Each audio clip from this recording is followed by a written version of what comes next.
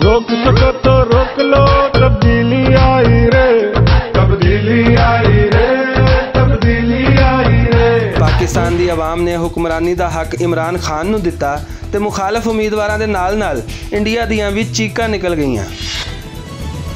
Indian media ने पाकिस्तान विच तहरीक इंसाफ की कामयाबी नूं अपनी नाकामी समझ के रौला पाना शुरू कर दिता।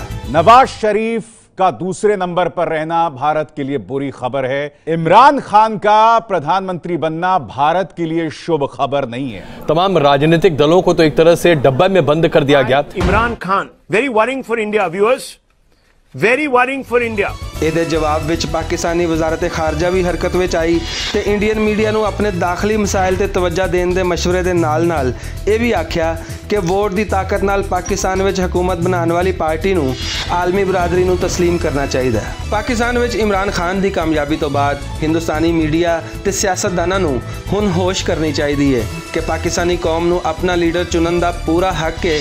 इमरान खान वो लीडर है जिहदी इंडिया के किसी कारोबारी शख्स नाल कोई भाईवाली नहीं।